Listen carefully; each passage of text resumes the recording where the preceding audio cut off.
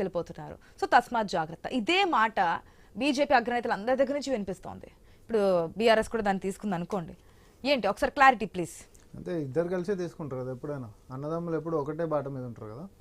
So BJP ఏది ఎత్తుకుంటే BRS అదే ఎత్తుకుంటుంది.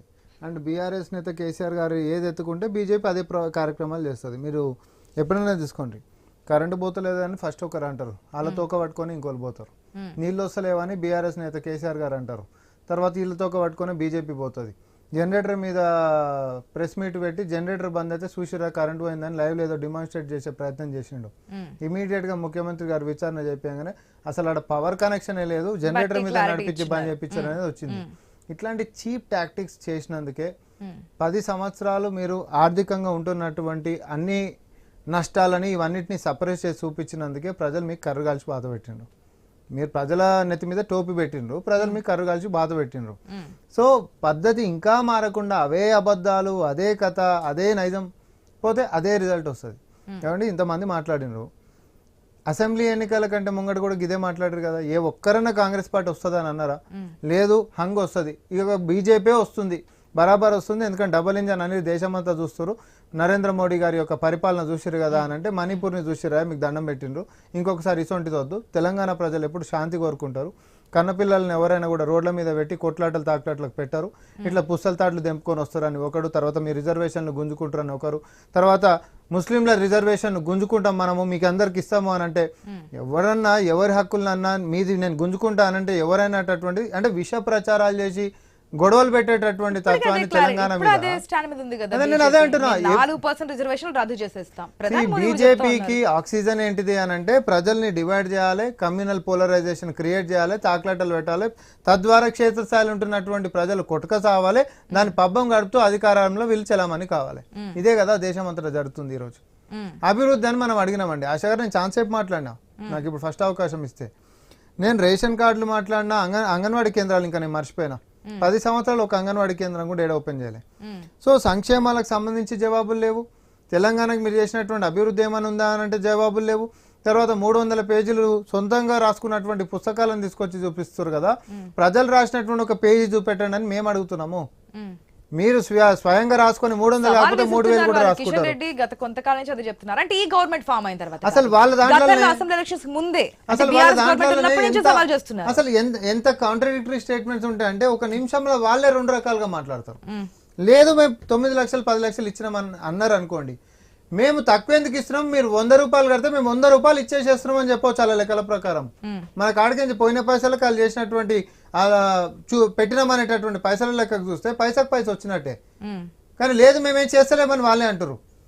ఎప్పుడైనా మన కాడ ఒకటి ఉంది అనుకోండి, ఇట్లా కాగితం తీసి మనం మాట్లాడాలి. ఇప్పుడు నేను ఎందుకు ఇది ఓపెన్ చేసి పెట్టినా అంటే హైవేస్ గురించి మాట్లాడదాం. ఆ 300 పేజీల హైవేలు ఎన్ని వేల కిలోమీటర్లు రాసిరని ఉంది. జస్ట్ మొన్న ఫిబ్రవరిలో రాజ్యసభలో క్వశ్చన్ అడిగితే నేషనల్ హైవే డిపార్ట్మెంట్ ఇచ్చినటువంటి దానికి జవాబు ఏంటిది అని అంటే 5 ఏళ్లలో తెలంగాణలో వేసినటువంటి హైవేలు కేవలం 414 కిలోమీటర్లు. వేల కొద్ది రాసుకోవచ్చు కదా. ఏముంది, పక్కన ఉన్నాడు ఎడిట్ చేసేటోడు నా కారు నచ్చదు ఏడు పెట్టంటే కూడా ఏడు పెట్టవచ్చు. దానికి శాంక్టిటీ ఏంటి? మనం రాసుకునేటటువంటి కరపత్రాలు కాదు కదా, అధికారికంగా ఉండేటటువంటి రాజ్యసభ లిఖితపూర్వక జవాబులు మనకు కావాలి. ఇట్లా తెలంగాణకి ఏమి ఇచ్చారు అనేది ఇట్లాంటివి ఏమంటే చూపెట్టరు. అది పబ్లిక్ డొమైన్ లో ఉంటది, అందరి ముంగట మనం చర్చిద్దాం. వాళ్ళు సవాల్ విసురుతే గంట సేపట్లో నేనే పెట్టినా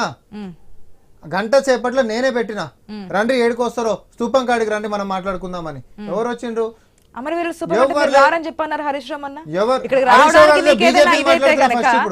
మీ సిబ్బందిని పంపించండి రాజీనామా లెటర్ పెట్టి అని చెప్పి మళ్ళీ మీరు స్తూపం అంటున్నారు. ఆగస్టు 15 కల్లా రైతు రుణమాఫీ చేస్తాం అని అంటే రండి ఈడ ప్రమాణం చేద్దాము, నేను రాజీనామా చేస్తానని అన్నాడు.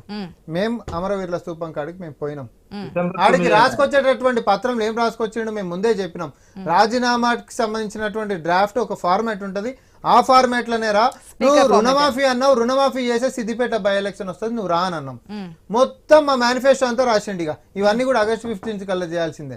అంటే వాళ్ళకి తెలుసు ఇది అవుతుంది, కానీ నేను కింద పడిపోతా అనేటటువంటి అంశం అర్థమయ్యి మొత్తం రాసుకొని వచ్చి ఇక 2500 ఇవ్వాలి, తర్వాత ఇంకోటి ఏదో చేయాలి.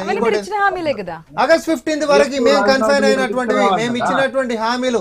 మాకు 5 సంవత్సరాల టర్మ్ ఉంది, మేము మొత్తం 5 సంవత్సరాలటువంటి టర్మ్ మమ్మల్ని విశ్వసించి ఇచ్చినటువంటి దాన్ని నమ్మకం మేము నిలబెట్టుకుంటాము. అది ప్రజలకు మేము జవాబులు చెప్తాము. ఇంకోటి మీరు చేసినటువంటి పాపాలు రుణమాఫీలు మొత్తము మేము వచ్చినప్పుడు రుణాలు తీసుకురని బీజేపీ బీఆర్ఎస్ మాట్లాడుతా ఉంది. మేము గిట్ట చెప్పినప్పుడు రుణాలు తీసుకుంటే ఏడాది సమయం ఉంటది, ఏ బ్యాంకోడు రాడు, ఏడాది వరకు. అట్లాంటిది ఎవడు వస్తుండని చెప్పేసి ప్రజలకు ఇబ్బంది అవుతుంది బ్యాంకు వాళ్ళు వస్తున్నారని. మీ హయాంలో తీసుకున్నటువంటి అప్పులు మీరు రుణమాఫీలు చేస్తామని చెప్పినే చెల్లించకపోతున్నాయి కదా బ్యాంకు వాడు అనిపించేది. అది మీ వైఫల్యం కాకపోతే మా మీద ఎట్లా రుజువుతారు? డిసెంబర్ 9 చేస్తారంటే మీరు ప్రమాణ స్వీకారం చేసిన మీ పదవీ కాలంలోనే మీరు ఎట్లా రైతులు తీసుకుంటారు? గత ప్రభుత్వం తీసుకునే చెల్లించలేదనే కదా. మేము అవే చెల్లిస్తామని చెప్పినాము. ఏ బ్యాంకర్లు వచ్చారని మేము అడిగినాము. మేము అడిగింది కది మేము చెప్పినాము. ఆల్రెడీ బ్యాంకర్లతో కూడా ఎవరు అడిగేటం నీకే లేదు అని అంటే ఒక ఉదాహరణ చూపెట్టారు. ఇప్పటి వరకు చూపించినటువంటి ఉదాహరణ ఆర్ఆర్ ట్యాక్స్ అంటే ఇక్కడ తెలంగాణ ప్రజలకి ఆర్ఆర్ అంటే రైతు రాజ్యం ఒకటే తెలుసు కాంగ్రెస్ హయాంలో. కానీ ఆర్ఆర్ అంటే ఇప్పుడు చంద్రశేఖర్ రావు గారి ట్యాక్స్, తర్వాత కేటీఆర్ గారి ట్యాక్స్, తర్వాత కవిత గారి ట్యాక్స్, లేకపోతే ఇంకోరు ట్యాక్స్ వాళ్ళకి సంబంధించి మాట్లాడుకోవాలి. ఎందుకంటే కేంద్రంలో ఉంటున్నటువంటి వాళ్ళు, తర్వాత రాష్ట్రంలో ఉంటున్నటువంటి వీళ్ళు కాళేశ్వరంకి సంబంధించినటువంటి ముడుపులల్లా ఎవరిది ఎంత ట్యాక్సులు పే చేసుకోరో వాళ్ళు చెప్పాలి. ఈరోజు కాళేశ్వరం ఆధారాలు ఉన్నాయి, కాళేశ్వరం మొత్తం మా దగ్గర ఉన్నాయని చెప్పినటువంటి ప్రధానమంత్రి గారు వాళ్ళ మీద ఎప్పుడు చర్యలు తీసుకోవాలి. పోనీ మాకు సంబంధించినటువంటిది ఉంటే మేము పడం, నువ్వు చర్యలు తీసుకో, ఓపెన్ గానే చెప్పినాం. ఇక మా నాయకుడు అయితే ఒకటే చెప్పిండు, ఉరి తీసి పడే, నీ కాడ ఉన్నాయి కదా ఆధారాలు, ఉరి తీసి పడేసే రాదు. ఎందుకు ఇట్లా పనికిరాని మాటలు మాట్లాడాలి? మనము వాట్సాప్ గల్లీలలో షేర్ చేసుకునేటటువంటి తప్పుడు సందేశాలని స్వయాన ఒక ప్రధానమంత్రి గారు హుందాతనంగా మెయింటైన్ చేయాలి, మన యొక్క దేశ సార్వభౌమత్వాన్ని మెయింటైన్ చేయాల్సినటువంటి వ్యక్తి మాట్లాడితే ఇక అంతకు మించినటువంటి నీచం ఇంకేముంటదండి? ఒకటి క్లారిటీ ఇవ్వండి రామ్మోహన్ రెడ్డి గారు. బీజేపీ లేదంటే కాంగ్రెస్ ఇద్దరులో ఎవరికైనా, ఇది జరిగేది ఎంపీ ఎలక్షన్స్ కాబట్టి ఇద్దరికి ఎవరికి ఓటేసినా పార్లమెంట్ లో మిగిలిన రాష్ట్రాల గురించితో పాటు ఆయా రాష్ట్రాలతో, అంటే కాంగ్రెస్ పార్టీ గెలిస్తే ఆ రాష్ట్రాలతో, బీజేపీ గెలిస్తే బీజేపీ పాలిత రాష్ట్రాలు ఆ సమస్యలతో పాటు ఎంతో కొంత తెలంగాణ యాడ్ చేస్తారేమో తప్ప అగ్రనేతల యొక్క డిసిషన్ ప్రకారం ఉంటుంది. ఇటుపక్క రాహుల్ గాంధీ, అటుపక్క ప్రధాని ఇష్టం ప్రకారం తెలంగాణ సమస్యలు, తెలంగాణకు రావాల్సినటువంటి వాటాలు, నిధులు, ఏదైనా ప్రాజెక్టులు, జాతీయ హోదాలు ఏది కావాలన్నా సరే గలం విప్పాలంటే బీఆర్ఎస్ ఎంపీలు ఉండాలి. సో మమ్మల్ని గెలిపించండి, గతంలో చేసిన తప్పు మీరు తెలుసుకుంటున్నారు, ఇప్పుడు మాకు ఓటేయండి అంటుంది బీఆర్ఎస్. ఈ 10 ఏళ్ల సంధి ఆ పొరపాటు చేసే కదా ఈరోజు ఇబ్బంది పడ్డారు, తలకిందులైన మన జీవితాలు. నీకు అధికారం రాష్ట్రంలో ఇచ్చిర్రు, ఎంపీ స్థానాలు కూడా ఇచ్చిర్రు. పార్లమెంట్లో విభజన చట్టంలో ఉంటున్నటువంటి మన హామీల గురించి నువ్వేం కొట్లాడినావు చెప్పు? ఒకటి కొట్లాడినటువంటి అంశాలు చెప్పు, తీసుకొచ్చి నెరవేర్చుకున్నటువంటి అంశాలు చెప్పు. 2 ఎంపీలు ఉంటేనే రాష్ట్రాన్ని సాధించిన మన క్రెడిట్ తీసుకునేటటువంటి బీఆర్ఎస్ పార్టీ మరి రాష్ట్రంలో అధికారం నుండి సౌండ్ మెజార్టీ తోటి పార్లమెంట్ సీట్లు ఉన్నప్పుడు కూడా ఎందుకు విభజన చట్టంలో ఉండేటటువంటి ఏ ఒక్క అంశాన్ని కూడా నెరవేర్చుకోలేకపోయింది? ఎందుకంటే మీకు రాష్ట్రం ఇంట్రెస్ట్ ఏ రోజు లేదు, స్వార్థం తప్ప. అందుకనే కదా ఈరోజు అప్పులు చేసి కప్పి పెట్టి ప్రజలను ఎత్తిన టోపీ పెట్టిరు. అందుకనే ప్రజలు మీకు వాద పెట్టినట్టున్నా. నేను ఇందాక నుంచి అదే అంటున్నా. రెండు పార్టీలు, ఇటుపక్క కాంగ్రెస్ చూసుకున్నా అటుపక్క బీఆర్ఎస్ చూసుకున్నా, రెండు కుటుంబ పార్టీలు కుటుంబాలు అభివృద్ధి జరగాలని చెప్పి తాపత్రయపడతాయి గానీ దేశం డెవలప్మెంట్ గురించి, రాష్ట్రం డెవలప్మెంట్ గురించి ఆలోచించవు. సో దేశం గురించి, రాష్ట్రం గురించి ఆలోచించే ఏకైక పార్టీ బీజేపీ పార్టీ. సో ప్రజలు గమనించండి అంటుంది. ఏది చూపెట్టు మనరి. ఇప్పుడు our reference is only the report card. ఈ రిపోర్ట్ కార్డు తీసుకొని రా, నువ్వు ఈ 10 ఏళ్లలో ఏం చేసినావు చెప్పు అని. వాళ్ళు రాసుకుంది కాదు, ప్రజలు రాసింది. తర్వాత అధికారికంగా పార్లమెంట్ లో ఉన్నటువంటి పుస్తకాలు కాదు, అదే చెప్పిన. సొంత కవిత్వాలు రాసుకోవాలంటే నేను కూడా రాసుకుంటా. ఇక రామ్మోహన్ రెడ్డి కొండంతా, రామ్మోహన్ రెడ్డి ఇంకో అంతా, నేను 1000 పేజీలు రాస్తా, 3000 పేజీలు కూడా రాసుకుంటా. స్వీయ కవిత్వాలు కాదు మేము అడుగుతుంది, జరిగినటువంటి వాస్తవాలు అడుగుతున్నాం. మీరు ఆయన ఏమన్నాడు, దానికి ఒక విధానం ఉంటదంట, సంక్షేమాలు ఇవ్వాలంటే దీనికి ఉంటదంట. అదే ఇప్పుడు రైతులకు సంబంధించినటువంటి సహాయం డైరెక్ట్ బెనిఫిషరీస్కి వస్తుందా లేదా?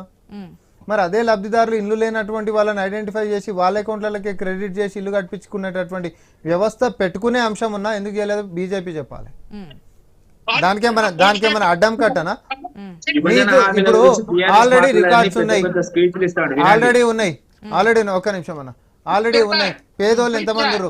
అరే ఇందాక నుంచి ఒకటి అంటున్నాండి, ఒక యూనివర్సల్ అండ్ ఫండమెంటల్ క్వశ్చన్ కాడ బీఆర్ఎస్ కానీ బీజేపీ కానీ చేసేటటువంటి దుష్ప్రచారం 60 ఏళ్ల నుంచి పేదరికం నిర్మూలన కావాలంటే పేదరికం అనేటటువంటి ఒక కొలబద్ద లెక్క ఉండదు. 100 ఉంది అంటే ఇక 100 అనేటి పూర్తిగా కానీ ఇక పేదరికం వెళ్ళిపోయింది అన్నట్టు ఉండదు. ఒక కుటుంబంలో 2 పిల్లలు పుడితే ఒకటి చదువుకొని సక్సెస్ అవుతాడు, ఇంకోటి చదువుకోకుండా రోడ్డు మీద పడతాడు. రోడ్ మీద పడి కూడా వాడు ఆర్థికంగా వెనకపోతే వాడి పిల్లల్ని కూడా చదివించుకోలేకపోతే వాడు వెనకపోతున్నటువంటి వ్యవస్థ పేదరికంలోకి పోతుంటది. ఇది నిరంతరం అనేటటువంటిది కాలంలో జరిగేటటువంటిది. వీళ్ళందరినీ నిర్మూలించుకుంటూ పోవాలంటే మన చిత్తశుద్ధి ప్రయత్నం అయితే ఉండాలా వద్దా? అక్షరాస్యత పెంచడం కానీ, పౌష్టికాహారం పిల్లలకి ఇవ్వడం కానీ, లేకపోతే ఇంకే అంశాలైనా కూడా బీజేపీ వచ్చిన తర్వాత ఒక ఉదాహరణ చెప్తా ఆశా గారు, బీజేపీ వచ్చిన తర్వాత